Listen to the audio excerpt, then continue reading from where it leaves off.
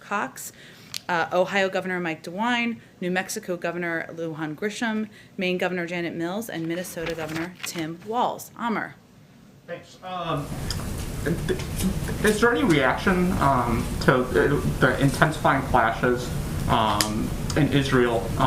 In the last couple hours, it's just gotten worse. I know Jake Sullivan was on the phone over the weekend with his counterpart.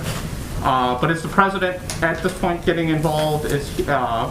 What's the next step forward? And then if I could just, I know we're tight on time. Second question, any readout on the president's remarks in the Bucharest 9?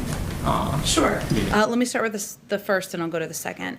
We are continuing to closely monitor the violence in Israel. We have serious concerns about the situation, including violent confrontations that we've seen over the last few days, as you noted, an escalation earlier today.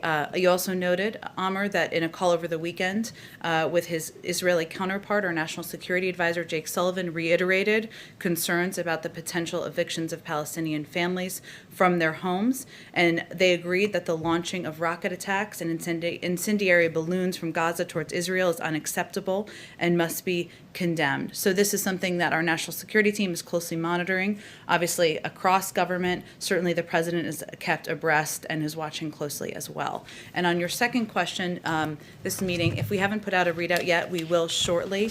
Let me give you just a couple of highlights here that I think I have available. One moment. Let's see here. Let me work to get that to you shortly after if I don't have it available here. Here we go. So as Amr noted, the president spoke today with NATO's Eastern Flank allies in a virtual summit hosted by the presidents of Romania and Poland. He underscored his commitment to rebuilding alliances and strengthening transatlantic relationships. He conveyed his desire for closer cooperation with our 9 allies in Central Europe and the Baltic and Black Sea regions on a full range of issues, including global health security, climate change, energy security, and global economic recovery.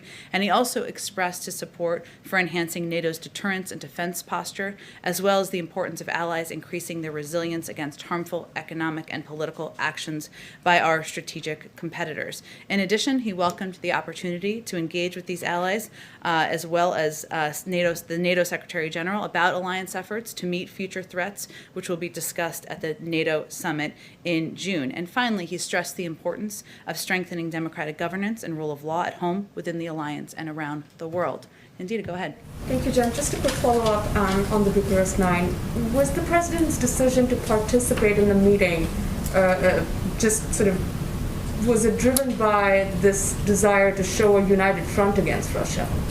It was a desire to have a conversation and have a discussion with some important partners in Central Europe, NATO's Eastern Flank allies, about a range of issues, including security, of course, in the region, including our efforts to address the global health crisis, climate change, energy security. This group was gathering, or they had a preset gathering, and they invited him to address the gathering, and that's exactly what he did.